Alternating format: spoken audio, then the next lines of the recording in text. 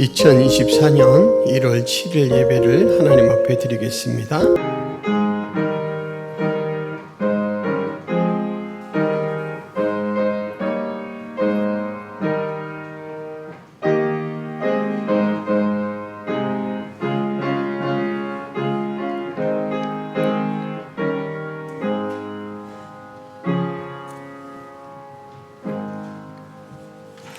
하나님 아버지, 저희에게 또 한 해의 삶을 허락하여 주시니 감사합니다.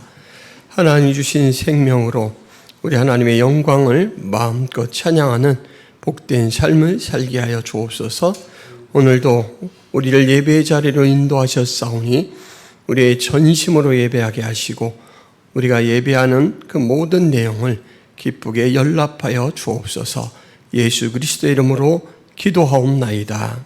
아멘.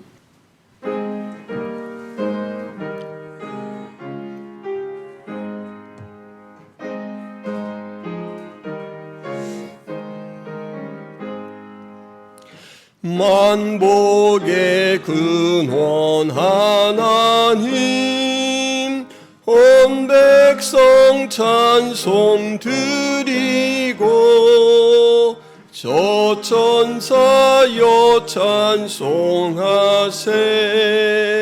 찬송 성부 성자 성령. 아멘. 복 있는 사람은 악인들의 꾀를 따르지 아니하며 죄인들의 길에 서지 아니하며 오만한 자들의 자리에 앉지 아니하고 오직 여호와의 율법을 즐거워하여 그의 율법을 주야로 묵상하는도다. 그는 시냇가에 심은 나무가 철을 따라 열매를 맺으며 그 잎사귀가 마르지 아니함 같으니 그가 하는 모든 일이 다 형통하리로다. 악인들은 그렇지 아니하며 오직 바람에 나는 겨와 같도다. 그러므로 악인들은 심판을 견디지 못하며 죄인들이 의인들의 모임에 들지 못하리로다. 무릇 의인들의 길은 여호와께서 인정하시나 악인들의 길은 망하리로다. 아멘. 전능하사 천지를 만드신 하나님 아버지를 내가 믿사오며 그 외아들 우리 주 예수 그리스도를 믿사오니 이는 성령으로 잉태하사 동정녀 마리아에게 나시고 본디오 빌라도에게 고난을 받으사 십자가에 못 박혀 죽으시고 장사한 지 사흘 만에 죽은 자 가운데서 다시 살아나시며 하늘에 오르사 전능하신 하나님 우편에 앉아 계시다가 저리로서 산 자와 죽은 자를 심판하러 오시리라. 성령을 믿사오며 거룩한 공회와 성도가 서로 교통하는 것과 죄를 사하여 주시는 것과 몸이 다시 사는 것과 영원히 사는 것을 믿사옵나이다. 아멘. 자리에 앉으셔서 384장 함께 찬양합니다.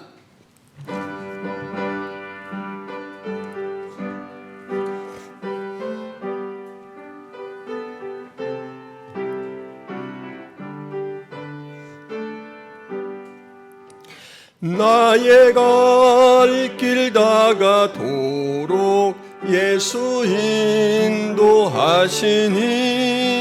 내 주 안에 있는 긍휼 어찌 의심하리요. 믿음으로 사는 자는 하늘 위로 받겠네. 무슨 일을 만나든지 만사형통하리라. 무슨 일을 만나든지 만사형통하리라. 나의 갈 길 다가도록 예수 인도하시니 어려움 당한 때도 족한 은혜 주시네. 나는 심히 고단하고 영혼 매우 가라나 나의 앞에 반석에서 샘물 나게 하시네. 나의 앞에 반석에서 샘물 나게 하시네. 나의 갈 길 다가도록 예수 인도하시니 그의 사랑 어찌 큰지 말로 할 수 없도다. 성령 감화 받은 영혼 하늘 날아갈 때에 영영 부를 나의 찬송 예수 인도하셨네. 영영 부를 나의 찬송 예수 인도하셨네.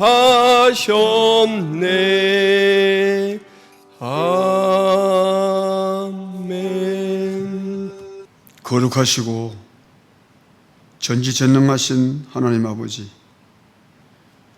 오늘도 저희들을 사랑과 은혜로 늘 푸른 초장으로 인도하시며 이 순간에도 선한 목적과 섭리 가운데 살게 하시니 감사와 영광을 드립니다. 지난 6일 동안 각자의 처소에서 주님의 자녀로 살아가게 하시고 연약하고 부족한 저희들을 주님과 동행하며 살아가게 하심에 감사드립니다.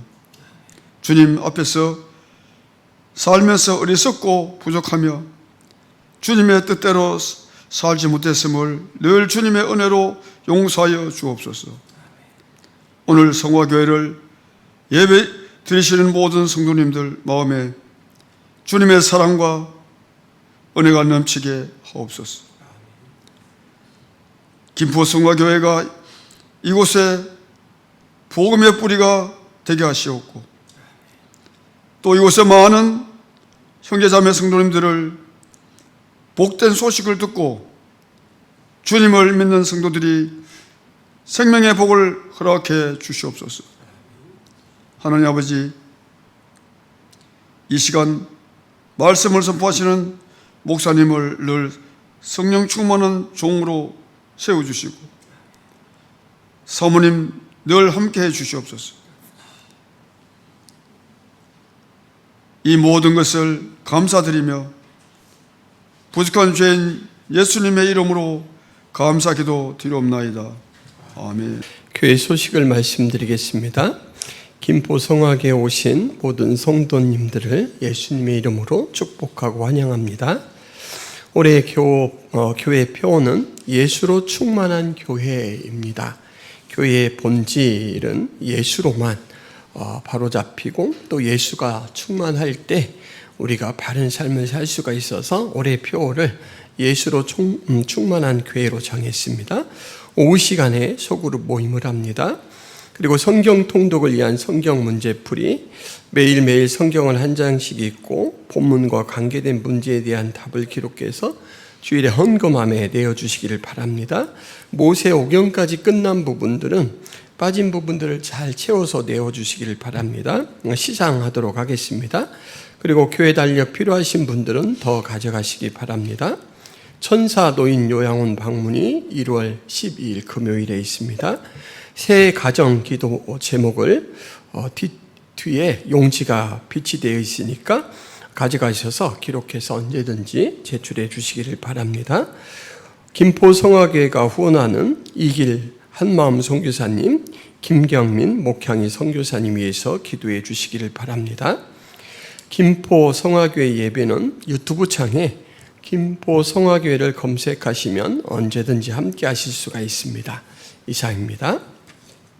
전제와 같이 내가 벌써 부어지고 나의 떠날 시각이 가까웠도다. 나는 선한 싸움을 싸우고 나의 달려갈 길을 마치고 믿음을 지켰으니 이제 후로는 나를 위하여 의의 면류관이 예비되었으므로 주 곧 의로우신 재판장이 그날에 내게 주실 것이며 내게만 아니라 주의 나타나심을 사모하는 모든 자에게도이니라. 아멘.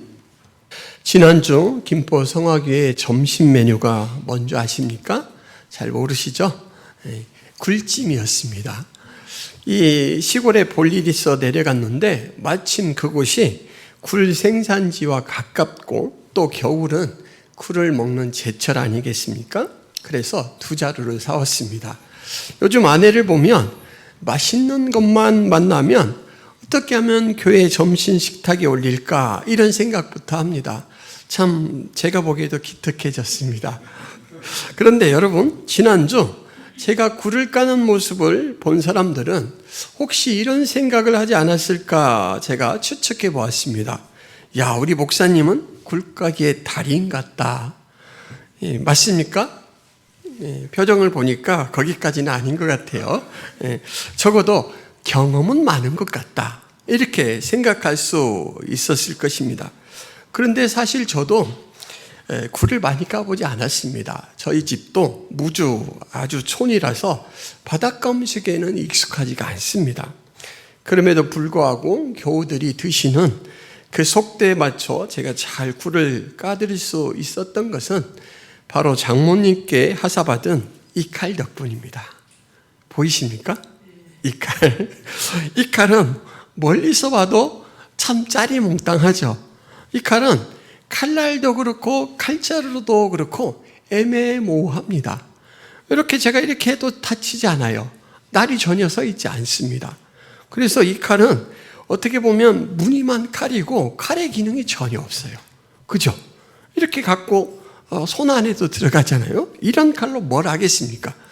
그런데 제가 이 칼을 처음 볼 때는 되게 볼품없다라고 했는데 이제 어머니와 시골에서 굴을 까면서 어머니에게 이 칼에 대해서 들었어요.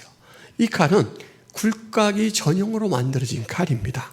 그래서 한 손에 딱 들어오고요. 이 칼은 다른 칼에 비해서 칼날도 짧고 자루도 짧아서 칼의 기능이 거의 없는 것 같은데 굴까기에 최적화된 칼입니다. 그래서 이 칼은 이 칼날이 매우 두껍습니다. 그리고 아주 강도가 세서 제가 좀 힘이 센 편인데 이렇게 휘어도 휘어지지 않아요. 이 굴껍질이 아주 딱딱하잖아요. 입을 꽉 물고 있어서 웬만한 곳으로는 틈을 파기들기 어려운데 이 칼은 그 틈을 파고듭니다. 그리고 그냥 이렇게 한번 비틀어주면 쩍 열려요. 그리고 이제 그 단단하게 붙어있는 알맹이를 이 끝으로 딱딱 긁어내면 잘 떨어집니다. 그래서 저는 이 굴까기 칼을 이용해 보고는 겉모양만 보고 함부로 판단하면 안 되겠구나 이런 생각을 했습니다. 이 굴까기 전용으로 만들어진 이 도구는 정말 굴 까는 데에 있어서만큼은 어떤 것보다도 유용합니다. 여러분 기회가 있으면 제가 한번 빌려드리도록 하겠습니다. 경험을 해보시기를 바랍니다. 제가 지난주에 살짝 데쳐서 아직 입을 벌리지 않고 단단한 그 상태에 있는 이 굴을 쉽게 제거할 수 있었던 것도 이 용도에 꼭 맞게 만들어진 도구를 사용했기 때문입니다. 사람이 만든 모든 도구에는 분명한 용도가 있습니다. 여러분 제가 가지고 있는 이 핸드폰도 여러 기능들이 있죠. 그런데 이 도구가 용도에 맞게 잘 쓰여질 때 그 효용 가치는 극대화되고 또 그렇게 쓰면서 사람들이 참 예뻐하잖아요. 제가 이 칼을 되게 예뻐하게 됐습니다. 아이고 이렇게 수월하게 굴을 잘 깔 수 있게 도와주는구나 해서 참 제 애장품이 됐습니다. 사람이 만든 장비뿐 아니라 이 세상에 존재하는 모든 것에는 의미가 있고 역할이 있습니다. 제 말이 아니고 성경의 말씀입니다. 잠언 16장 4절 말씀, 여호와께서 온갖 것을 그 쓰임에 적당하게 지으셨나니 하나님이 만드신 모든 것들은 적당한 쓰임이 있다라는 말이죠. 사람도 하나님이 지으셨습니다. 그래서 사람에게도 적당한 역할이 있을 것입니다. 사람이 존재하는 궁극적인 이유, 이것을 찾을 때 우리는 하나님이 만들었으니까 하나님 편에서 찾아가야 됩니다.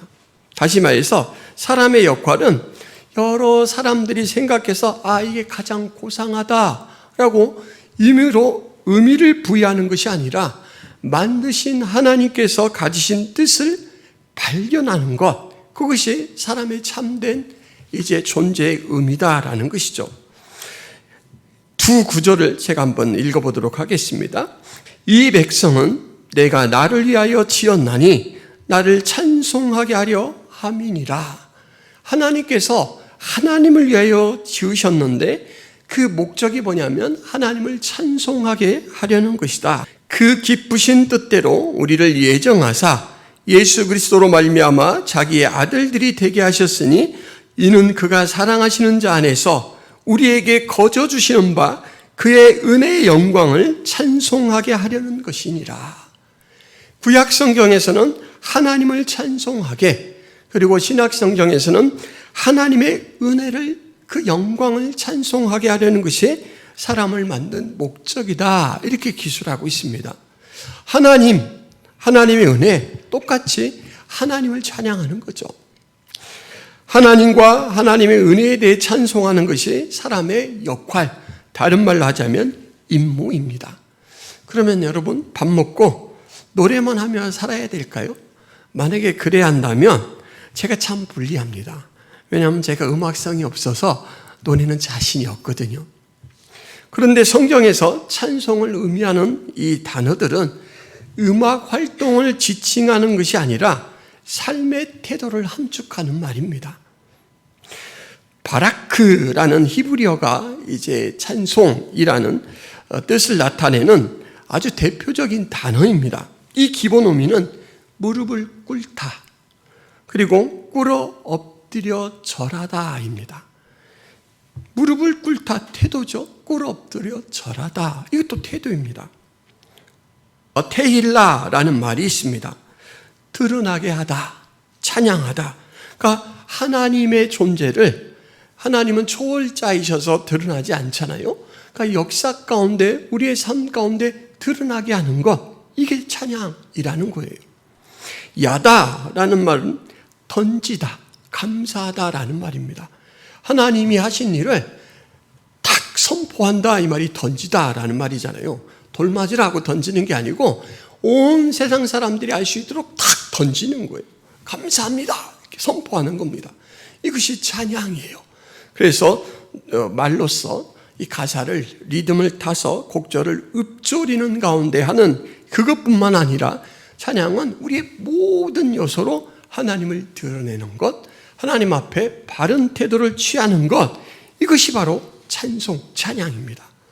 그러므로 여러분, 찬송은요, 반드시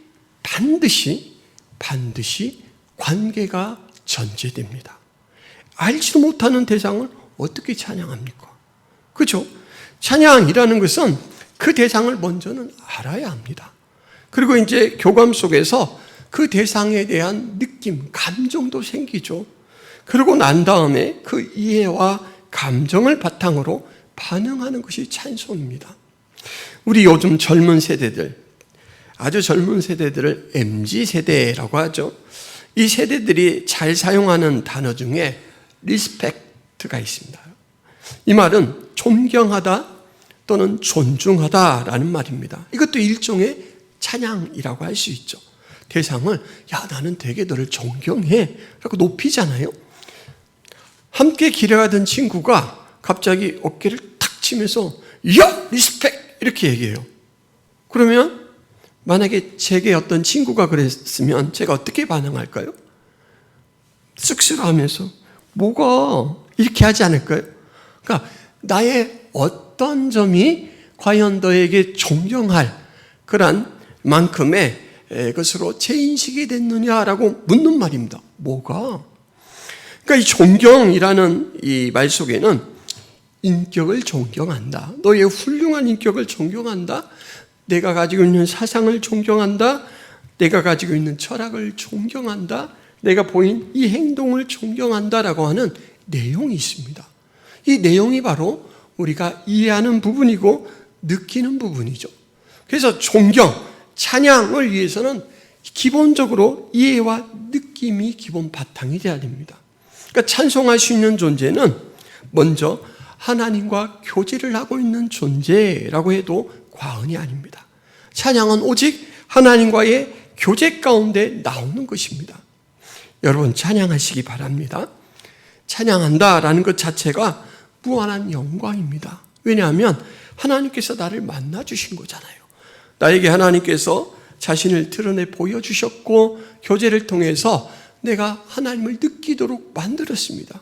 그리고 이제 자연이 내 양심에서 내 마음에서 하나님에 대한 무릎을 꿇고 싶은 마음, 경배하고 싶은 마음이 일어나도록 한 것이 바로 찬양하는 자의 속에 일어난 변화다라는 것이죠. 오늘 본문은 바울이 영적 아들과 같이 여기는, 그리고 제자로 이제는 사역 후계자로 삼고 있는 디모데에게 하는 말입니다. 6절 말씀 함께 보시겠습니다. 전제와 같이 내가 벌써 부어지고 나의 떠날 시각이 가까웠도다. 이 말은 바울이 자신의 임박한 죽음에 대한 묘사입니다. 마지막에 떠날 시각이 가까웠다. 이 말을 통해서 금방 눈치챌 수가 있죠. 자기가 이제 죽을 운명이에요. 죽을 시각이 얼마 남지 않았습니다. 자기가 가장 사랑한 영적 아들, 그리고 교회를 맡길 이제 이 후계자, 그 다음 리더, 그러니까는 지금의 리더가 다음 리더에게 죽음을 앞두고 하는 말입니다. 유언이죠, 유언. 유언 성격이 있는 말입니다. 매우 무게가 있고요. 이 말은 정말 곱씹고 묵상해야 될 말이다라고 우리는 금방 눈치를 챌 수가 있습니다. 그 유언의 내용이 뭐냐? 7절에 먼저 자신이 지나온 삶을 회고합니다. 돌아보죠. 근데 돌아보는 이 회고에는 세 가지 단언의 말이 있습니다. 바울은 이 말을 지금 디모데에게 하고 있는데, 오늘 우리가 먼저 하나님이 인간을 만드신 목적을 살펴보았잖아요. 무엇이라고 했죠? 내가 내 백성을 나를 위하여 지었는데 그것은 바로 나를 찬송하게 하려는 것이다 라고 했잖아요. 자신의 삶을 돌아보는 것 세 가지 말은 이것이 내가 하나님 앞에 보인 찬송이다 라는 의식을 가지고 우리가 대해야 됩니다. 내 삶이 어떤 이 명함으로의 찬송이었는지 이것을 디모데에게 고백하는 거예요. 하나님에 대한 찬송, 하나님의 은혜에 대한 찬송이 그의 삶에 어떤 형태로 드러나고 있는가라는 것을 생각하면서 한번 찾아보시기 바랍니다. 첫 번째 말은 내가 선한 싸움을 싸웠다입니다. 내가 선한 싸움을 싸웠다. 여러분, 싸움한 게 뭔 자랑입니까? 자랑입니다. 왜냐하면 그 싸움의 성격을 알면 이게 엄청난 자랑이구나, 이걸 깨닫게 되죠. 지금 바울이 싸운 싸움은요, 어떤 사소한 문제로 네가 원래 내가 그러네 이걸 다투는 싸움이 아닙니다. 앞 문맥을 보자면 4장 1절부터 5절까지 계속해서 너는 항상 때를 얻든지 못 얻든지 복음을 전하는 일에 힘쓰라, 이 말을 계속 반복하거든요. 그래서 이 7절에 내가 선한 싸움을 싸웠다, 이 말은 이 문맥상 바로 복음 전도와 관련된 것입니다. 복음 전도의 삶을 나는 싸움을 하듯이 그렇게 치열하게 해왔다라는 것이 바울의 첫 번째 고백입니다. 여러분, 싸움은요, 상대가 있고 그리고 정황이 있습니다. 이 배경 속에서 일어나는 사건이 싸움이죠. 바울은 우상 숭배가 팽배한 이 지역들을 일부러 찾아다니며 하나님의 복음을 전하고 그러므로 예수를 믿으라 라고 도전하고 권면을 했습니다. 여러분, 이것이 쉬운 일일까요? 이 말은 이렇게도 그 사람들에게 들릴 수 있습니다. 지금까지 당신이 살아온 삶은 다 부정되어야 합니다. 지금까지 의지했던 존재를 부인하셔야 합니다. 이렇게 이야기하는데 누가 처음부터 좋게 듣겠습니까? 이것이 진리라라는 공감이 오기 전까지는 저항이 생기고 그래서 적대적인 마음을 갖게 되죠. 그렇기 때문에 복음 전도자들은 늘상 매일매일이 바로 전투하는 현장과 같은 것입니다. 여러분, 육체의 힘을 겨루는 운동 경기, 대표적으로 씨름을 한번 볼까요? 씨름은 막 얼굴을 쳐 넘어뜨리는 것도 아니에요. 그냥 삿발을 잡고 기술과 힘으로만 겨룹니다. 근데 여러분, 이 씨름이 힘이 들까요? 안 들까요? 씨름을 안 해본 사람은 그냥 이렇게 잡고 있다가 휘딱 넘기는 줄 알아요. 근데 그 사이에 이 두 선수는 용을 쓰고 있습니다. 그래서 한 3분 정도 지나면요, 배가 막 들썩들썩하고 거친 숨을 몰아쉽니다. 온 힘을 주고 있어야 넘어가지 않고 버티는 거예요. 그 힘의 균형이 깨어질 때 드디어 승부가 납니다. 그래서 이 육체의 힘과 기술을 겨루는 이 싸움, 경기조차도 에너지를 엄청 소비합니다. 여러분, 법정에서 옳고 그름을 따지는 재판, 법적 싸움을 한번 생각해 보십시오. 법정 싸움을 진행하는 사람들은 변호사를 선임해야 되고, 시간에 맞춰 가야 되고, 증거를 제시해야 되고, 그래서 이 재판을 한번 치르고 나면 한 5년 정도는 폭삭 늙어버려요. 그만큼 힘이 듭니다. 사람이 육체를 가지고 겨루는 경기도 그렇고, 정신적으로 이 법에 대해서 싸우는 것도 힘이 드는데, 여러분, 전도 활동은요, 이미 지옥 문턱에 가 있는 영혼을 예수 그리스도의 생명줄로 지옥에 빠져가는 영혼을 끌어내는 일이에요. 그러니 얼마나 힘이 들겠습니까? 그 영혼을 놓치지 않으려고 사단이 온 힘을 기울여서 붙들고 있는데 진력이 빠지고 지치는 그런 일이 아니겠습니까? 그래서 전도자의 일상은 바로 전투의 현장과 같다라고 할 수가 있습니다. 데살로니가전서 2장 2절에 바울이 이렇게 고백합니다. 너희가 아는 바와 같이 우리가 먼저 빌립보에서 고난과 능욕을 당하였으나 우리 하나님을 힘입어 많은 싸움 중에 하나님의 복음을 너희에게 전하였노라. 고난을 당하고 능욕을 당하면서도 하나님을 힘입어 그 싸움 중에 복음을 너희에게 전했다라는 말입니다. 전도 현장은 전투 현장인 거죠. 복음을 나누는 것은 정말 벅차고 어려운 일입니다. 근데 여러분, 오늘 싸움을 묘사할 때 바울이 앞세운 말이 뭐냐면 선한입니다. 선한 싸움. 복음 전도 사명은 예수 그리스도의 생명을 공급한다는 내용면에서 볼 때 선합니다. 그리고 영혼을 살리는 목적으로 볼 때 선합니다. 하나님의 말씀에 순종하고 영혼을 사랑하여서 행한다라는 동기로 볼 때도 선합니다. 그리고 권면이라는 방법을 볼 때도 선합니다. 주저함 없이 망설임 없이 행할 수 있는 일이 바로 이 전도 활동이죠.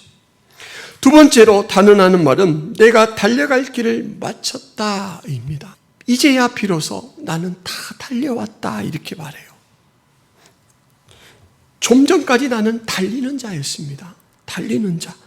전도자는요, 전투 수행자인 동시에 전쟁 수혜자입니다. 제한된 시간, 제한된 영역에서만 싸우면 되는 것이 아니라 끝날 때까지 끝나지 않는 싸움을 싸우는 그 존재가 바로 전도자입니다. 신앙인이다라는 것이죠. 여러분, 전도자는 다양한 소용돌이를 만납니다. 대상이 누구인가에 따라서, 정황이 어떤가에 따라서 다양한 소용돌이를 만났는데 그때 돌아오고 숨는 것이 아니라 그 소용돌이 물살을 헤치고 건너가야 됩니다.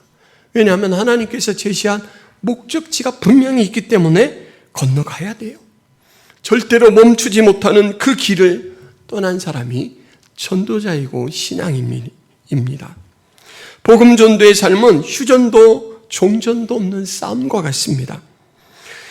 오늘 본문 2절에 보면 너는 말씀을 전파하라. 때를 얻든지 못 얻든지 항상 힘쓰라. 범사의 오래 참음과 가르침으로 경책하며 경계하며 권하라. 어느 때든지 해야 될 일로 제시하고 있습니다. 여러분, 고속도로를 막 달리던 버스가 고장이 났어요. 그래서 갓길에 잘 멈춰 섰습니다. 근데 이 고속도로에 달리고 있던 버스 승객은 누구냐면 유치원생들이에요.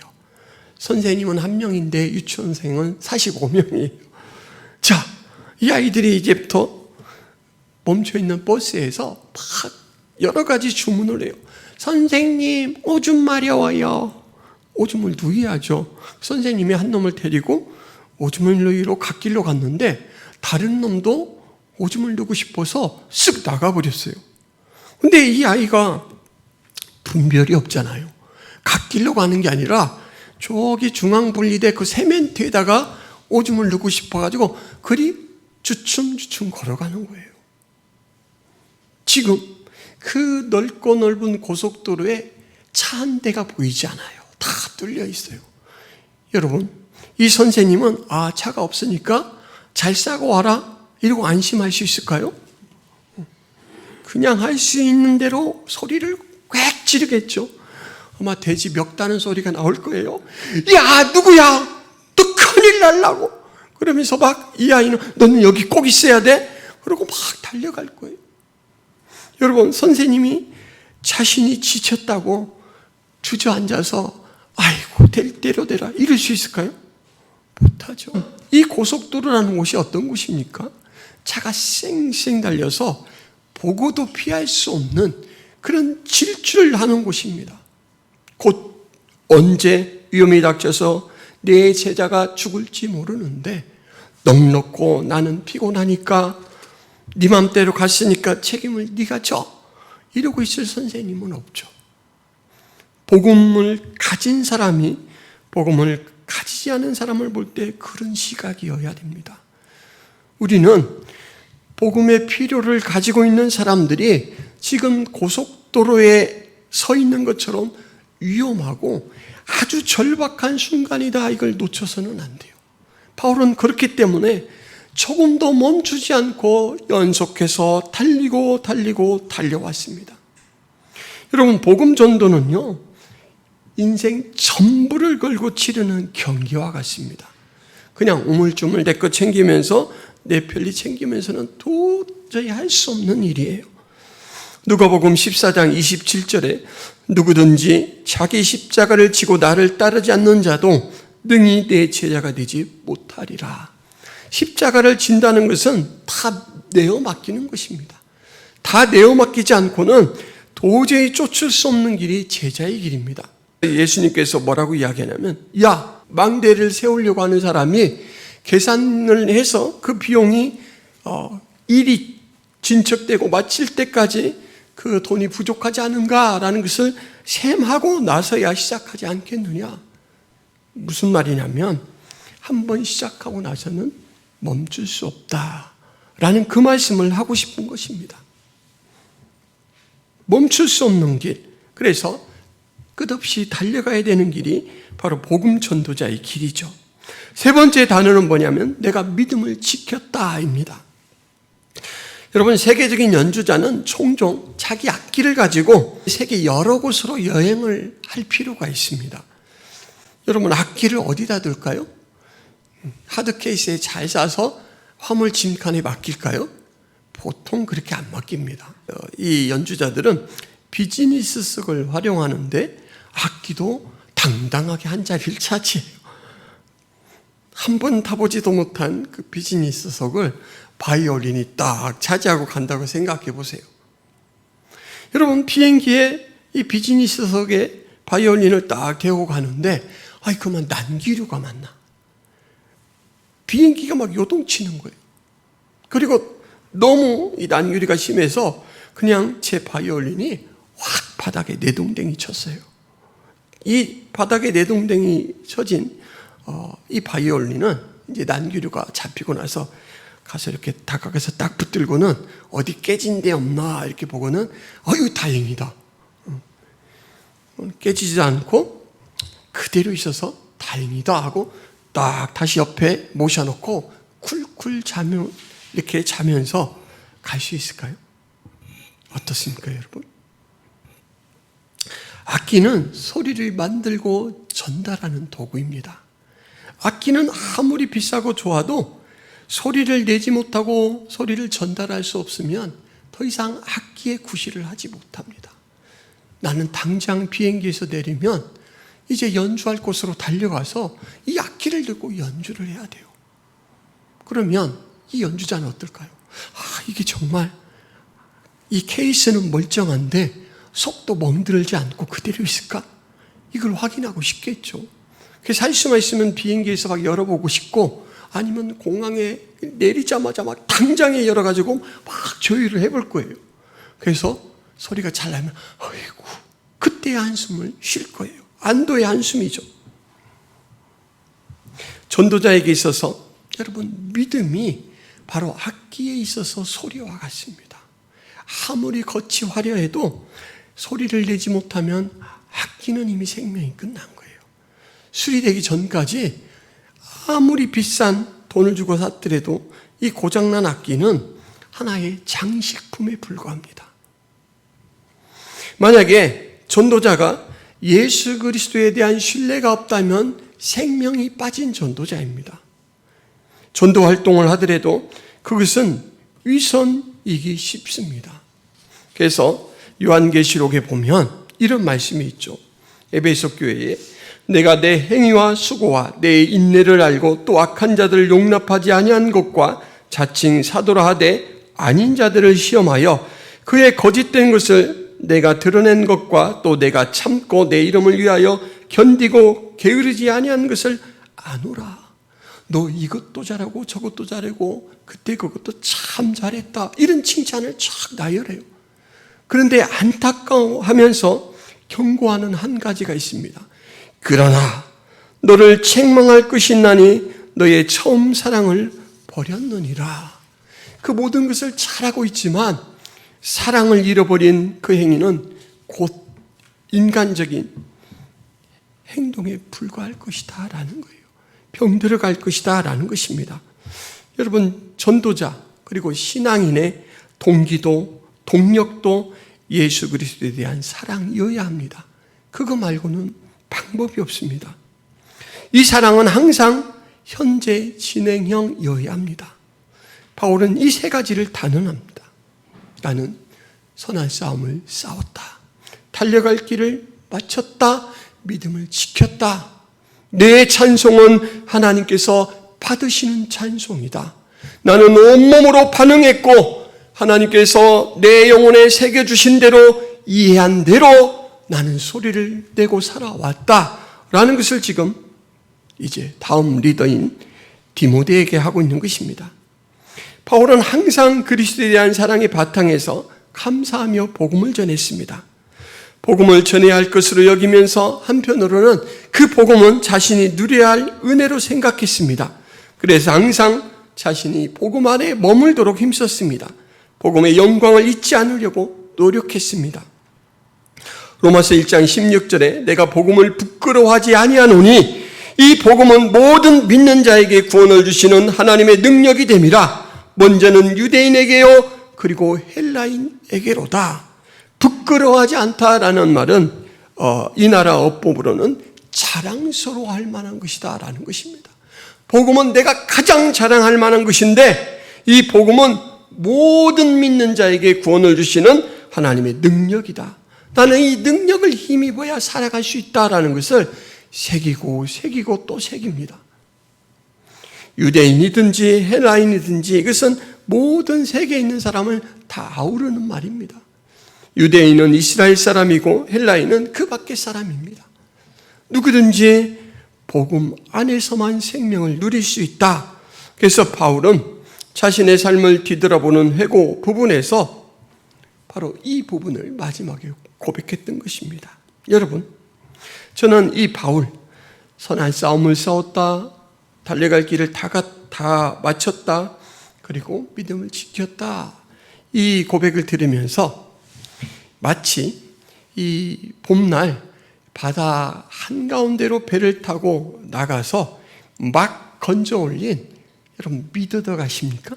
네, 미더덕을 보고 있는 미더덕 양식업자 같은 그런 느낌이 듭니다. 미더덕이 그냥 얼마나 옹골차게 알맹이로 맺혔는지 딱 보니까 아이고 얼른 끓여서 톡 터트려서 먹고 싶다. 저 미더덕 하나면 바다의 맛 전체를 느낄 수 있겠구나 라는 그 막 식감이 떠올라가지고 막 침이 고여요. 이 얼마나 불그스레한 그 미더덕. 하늘도 파랗고 바다도 파란데 거기 다 대롱대롱 매달려 있는 그 미더덕 다발 얼마나 탐스럽습니까? 저는 이 바울의 고백이 꼭 그 미더덕 같아요. 그 미더덕은 말은 못하죠. 그런데 자신의 그 탐스러운 자태로 뭐라고 말하냐면 저에게 그렇게 정성을 기울여 보살펴 주셨죠. 당신의 기대와 노고를 오롯이 담아서 저는 이렇게 성실히 반응했습니다. 보세요. 당신이 만든 작품입니다. 바울이 자신의 인생 전체를 저는 오로지 하나님의 것입니다. 그리고 그 하나님의 것으로만 살아왔습니다. 이렇게 고백하는 것 같아요. 이것이 바로 7절 말씀 같습니다. 8절에서는 바울은 그런 삶을 바탕으로 자신의 미래를 예견합니다. 이 또한 주저하지 않고 딱 잘라 말하는 확신에 다는 세 마디입니다. 첫째는 뭐냐면 이제 후로는, 원문으로는 이제 남은 것은 이란 뜻입니다. 이제 남은 것은 나를 위하여 의의 면류관이 예비되었다. 여러분, 이 면류관은 보상입니다. 보상. 면류관을 의식하고 산다라는 것은 그가 자신의 기준이 아니라 하나님의 기준으로 삶을 살았다라는 것을 나타내죠. 바울은 하나님의 기준으로 삶을 경영해 온 사람입니다. 여러분, 부력의 원리 아시죠? 이 액체인 물이나 기름에 물건을 탁 떨어뜨리면 그 무게만큼 이렇게 주저앉죠. 그런데 그 반발작용으로 밀어냅니다. 바울은 자신이 복음 때문에 당하는 고난과 복음 때문에 참는 인내 깊이만큼 하나님이 마련하신 면류관이 영광스러울 것이다. 이것을 조금도 의심하지 않았습니다.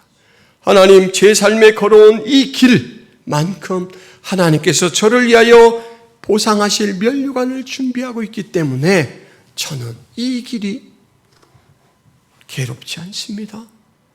허망하지 않습니다. 이렇게 걸어왔던 것이죠. 그리고 이제 그 미래에 대해서도 그렇게 확신할 수가 있습니다. 주, 곧 의로우신 재판장이 그날에 내게 주실 것이다. 그 면류관을 수여할 그분은 의로우신 재판장입니다. 모든 것을 선악간에 판단하실 그분이 내게 주실 거예요. 의로우신 재판관이 모든 역사와 인간의 삶을 주관하고 있다라는 것이 이 고백 속에 드러나죠.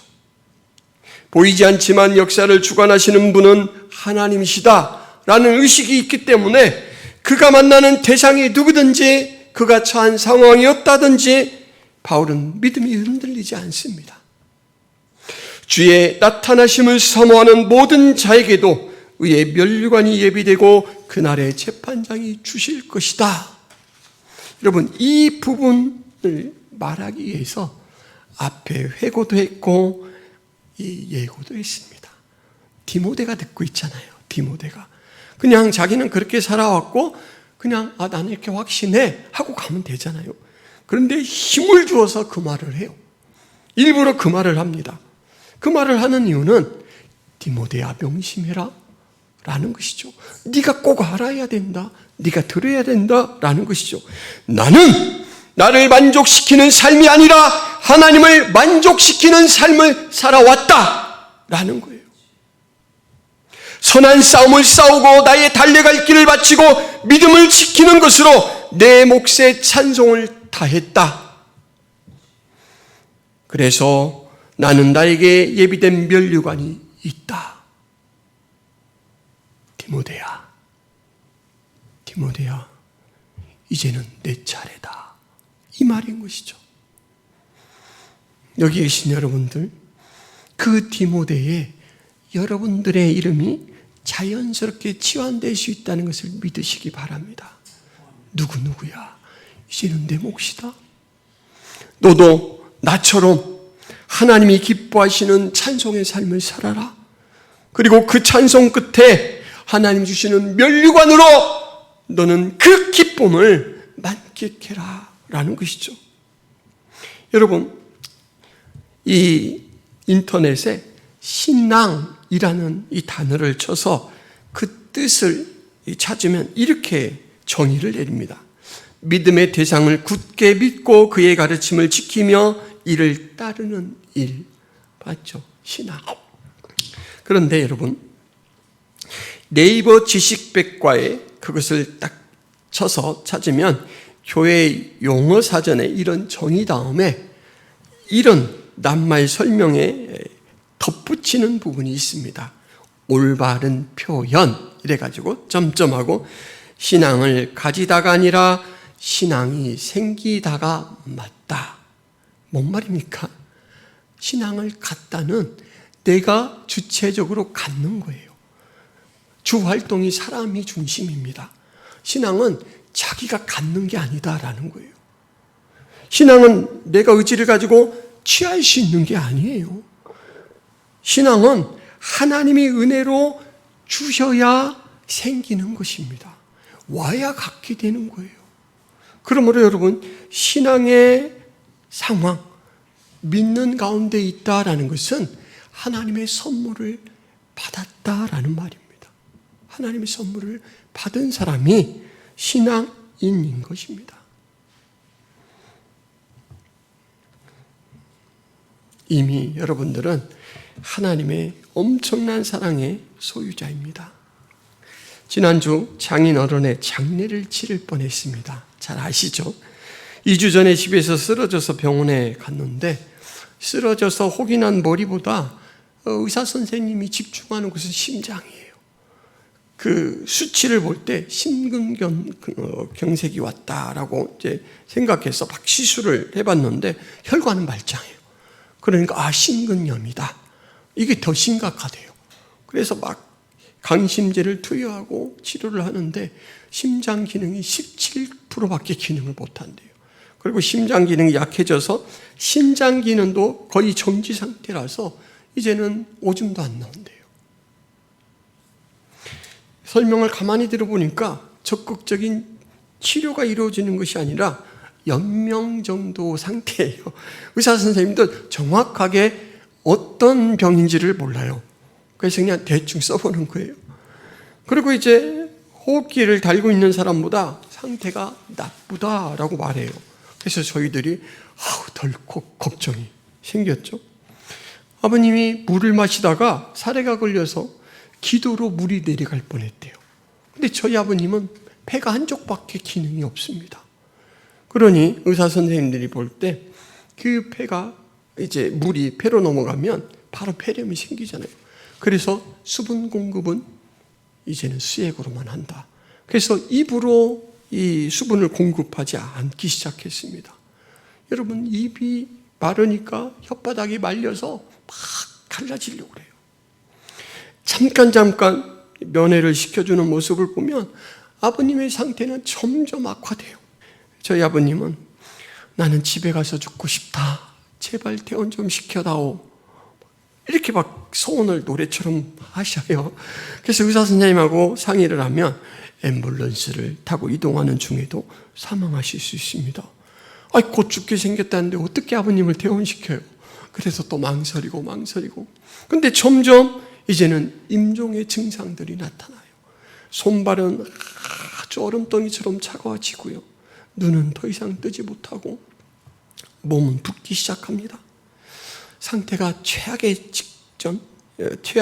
치달았을 때 그때가 지난 주일이었는데 처남에게 전화가 옵니다.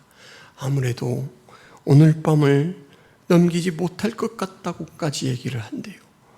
그래서 이제 이 송구영신 예배를 드리고 갔죠.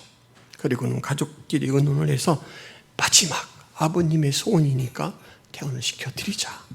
모든 준비를 하고 앰뷸런스를 불러서 아버님을 집으로 모셨습니다. 가는 도중에 소천하실 수도 있다라고 했으니까 모든 준비를 끝낸 다음에 도착하자마자 간단하게 몸을 닦아드리고는 바로 예배를 드렸습니다. 제가 예배를 인도했는데 퇴원 감사 예배였어요. 말은 대원 감사 예배였는데 성격은 임종 예배였습니다. 그럴 수밖에 없잖아요. 그런데 이게 웬일입니까? 아버님을 따뜻한 돌침대에 누이고 이제 막 너무 목말라 하시니까 어머니가 손가락에 물을 묻혀서 막 혓바닥을 닦아드리고 그 손가락 마디에서 떨어지는 물로 처음에는 입술을 죽여드렸어요. 여러분, 그 나사로에게 부자가 아이고 좀 그 물 한 방울만 갖다가 그 혀를 좀 다만 줘도 소원이 없겠어요. 그 심정을 제가 알겠더라고요. 근데 그렇게 해드리고 계속 주물러 드렸더니 아이고 아버님이 점점 생활하셔요. 그냥 한나절이 지나니까 눈을 뜨시고요. 저희가 막 유언을 다 들었는데 말씀이 안 들려서 막 달력 그 뒤쪽에 이렇게 필기를 하게까지 해서 들었거든요. 저에게는 뭐라고 말씀하셨냐면 온유하고 겸손해라. 교회를 담당하고 있으니까 그런 말씀을 하시는 것 같아요. 없다고 주눅들지 말아라. 하나님이 받으신단다. 그 얘기를 하셨어요. 근데 이 아버님이요, 죽음의 코앞까지 갔잖아요. 죽음을 상대하는 이 아버님의 모습이 저에게 너무너무 은혜가 됐어요. 아버님이 조금만 정신이 돌아오면 끊임없이 옆에 있는 사람에게 그가 누구인지는 잘 못 알아봐도 요구하는 게 있었어요. 나의 갈 길 나가도록 들어줘. 나의 갈 길 나가도록 찬송을 들어달래요. 그래서 제가 나의 갈 길 다가도록을 틀어주고 나서 다시 한번 봤어요. 도대체 이 찬송 가사가 무엇이길래 그렇게 죽어가는 사람이 조금만 기력을 회복하면 나의 갈 길 다가도록 들어줘 이렇게 할까? 여러분, 나의 갈 길 다가도록 예수 인도하시니 내 주 안에 있는 공의를 어찌 의심하리요? 믿음으로 사는 자는 하늘 위로 받겠네. 무슨 일을 만나든지 만사형통하리라. 무슨 일을 만나든지 만사형통하리라. 나의 갈 길 다가도록 예수 인도하시니 어려운 일 당한 때도 족하는 해주시네. 나는 심히 고단하고 영혼 매우 가라나 나의 앞에 반석에서 샘물나게 하시네. 나의 갈 길 다가도록 예수 인도하시니 그의 사랑 어찌 큰지 말로 할 수 없도다. 성령 감화 받은 영혼 하늘나라 갈 때에 영영 부를 나의 찬송 예수 인도하셨네. 여러분, 이 찬송 가사에서 무려 5번이나 반복되는 말씀이 뭐냐면 예수 인도하시다입니다. 예수 인도하시다. 죽음 앞에서 마지막 온 힘을 다해서 부르는 찬송, 죽음 앞에서 마지막 모든 것을 다해서 고백할 수 있는 것, 그리고 죽음 앞에서 받는 성도의 위로가 오롯이 이 찬송에 다 들어있더라고요. 저희 아버님이 이 비밀을 깨친 것 같아요. 그래서 저도 이제 이 찬송을 인생 찬송으로 생각하고 틈날 때마다 부르려고 합니다. 예수 인도하셨네 라는 말, 고백하고 고백하도 조금도 넘침이 없는 말, 예수 인도하셨네. 미로 찾기를 할 때 끝에서 시작하여 역으로 진행하면 문제가 금방 해결됩니다. 마찬가지로 인생도 종말에서 돌이켜서 지금을 보자면 지금의 문제가 너무너무 쉽게 풀립니다. 종말을 딱 정점으로 찍고 보자면 지금 무엇이 의미 있고 무엇이 덧없는지가 명확하게 구별됩니다. 여러분, 우리의 신분은 남은 자입니다. 남은 자. 로마서 11장 5절에 그런 적 이와 같이 지금도 은혜로 택하심을 따라 남은 자가 있느니라. 다 망해갈 운명인데 하나님의 은혜로 남게 된 자, 이 영광스러운 자가 성도예요. 하나님의 은혜로 남은 자, 여러분들은 남은 자로 삽니다. 그리고 그 남은 자에게 하나님은 세상에서 가장 값진 복음으로 일하라 라고 부르셨어요. 복음 전하는 것이 싸움이라고 했는데 여러분, 일반적인 싸움은요, 승리자가 전리품을 독차지합니다. 그리고 패배자를 굴복시키고 마음대로 다뤄요. 근데 복음의 싸움은 그렇지 않습니다. 복음의 싸움은 영광을 독차지하기 위한 싸움이 아니고요, 유익을 주기 위한 싸움입니다. 생명을 주기 위한 싸움이에요. 그래서 이 싸움은 싸우는 것 자체가 복되고 영광스러우고 가슴 벅찬 일이에요. 사람이 제대로 된 노릇을 하기 위해서 두 가지가 필요합니다. 하나는 자격, 하나는 능력입니다. 다른 말로 신분과 힘이죠. 하나님이 우리에게 그것을 주셨어요. 사도행전 1장 8절에 오직 성령이 너희에게 임하시면 너희가 권능을 받고 예루살렘과 온 유대와 사마리아와 땅끝까지 이르러 내 증인이 되리라 주셨습니다. 우리는 무장됐어요. 가능합니다. 여러분, 세상에서 가장 비싼 악기가 얼마인 줄 아십니까? 179억 원이랍니다. 와, 도대체 어떤 악기가 179억 원까지 갈까? 바이올린이랍니다. 바이올린.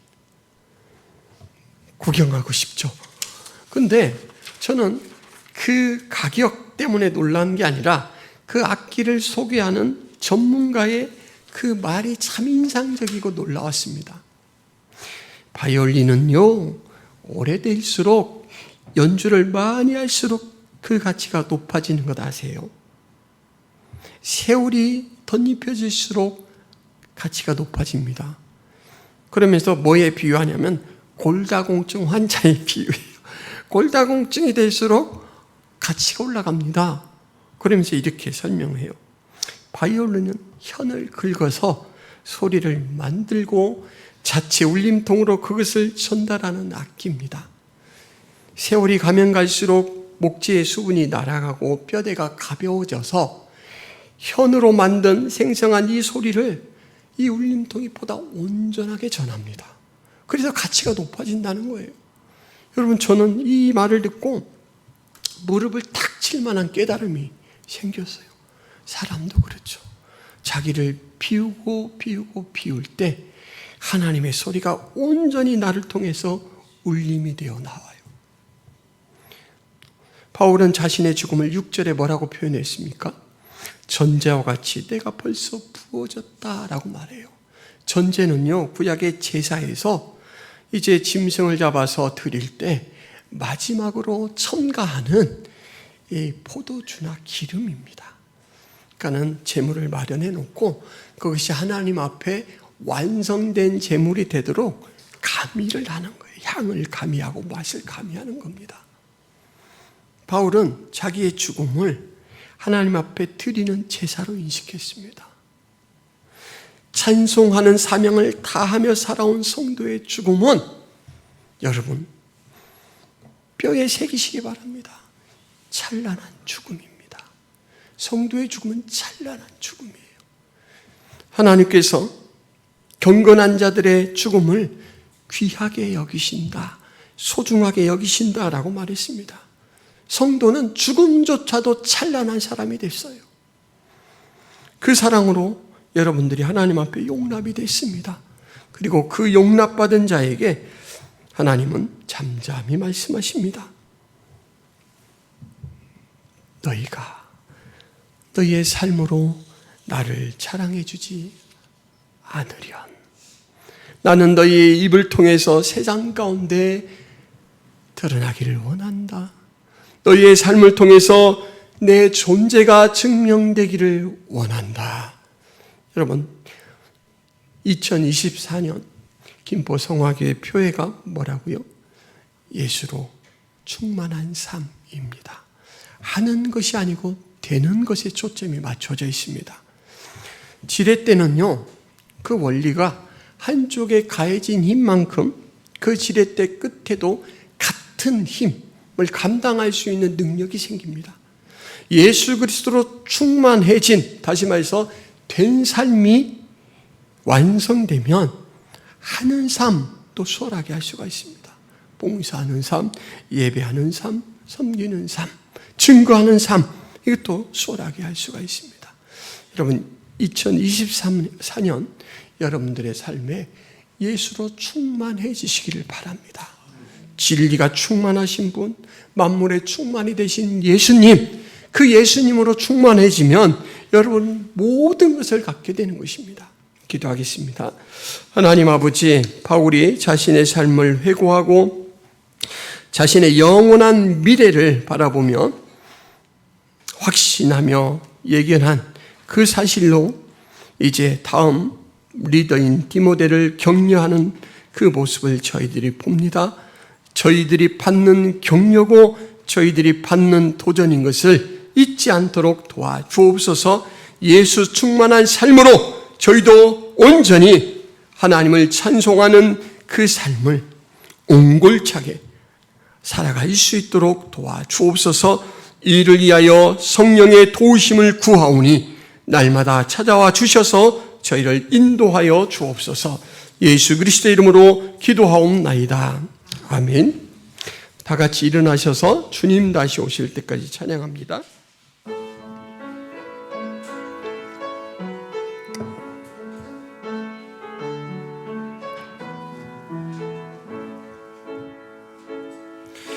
주님 다시 오실 때까지 나는 이 길을 가리라. 좁은 길 나의 십자가 지고 나의 가는 이 길 끝에서 나는 주님을 보리라. 영광의 내 주님 나를 맞아주시리. 주님 다시 오실 때까지 나는 일어나 달려가리라. 주의 영광 온 땅 덮을 때 나는 일어나 노래하리. 내 사모하는 주님 온 세상 구주시라. 내 사모하는 주님 영광의 왕이시라. 내 사모하는 주님 온 세상 구주시라. 내 사모하는 주님 영광의 왕이시라. 하나님 아버지, 2024년 첫 주일 예배를 하나님 앞에 드립니다. 예배하며 나오며 저희들에게 주신 믿음을 따라 은혜를 따라 헌금을 주 앞에 드리며 우리의 삶이 주께 달려 있습니다. 우리의 호흡과 호흡을 붙드시는 분이 주님이십니다. 우리가 살아갈 수 있는 능력과 보호하심도 주로부터 말미암습니다. 고백하는 주의 백성들을 축복하여 주옵소서. 오직 주의 공급하시는 힘으로 살아갈 수 있도록 붙드시고 주가 제공하시는 평강으로 하나님 삶을 이끌어갈 수 있도록 도와주옵소서. 이제는 예수 그리스도의 은혜와 하나님 아버지의 크신 사랑과 성령 하나님의 감화 교통의 역사가 김포 성악의 모든 성도들 머리 위에 하나님 백성들의 머리 위에 영원토록 함께 있을지어다. 아멘.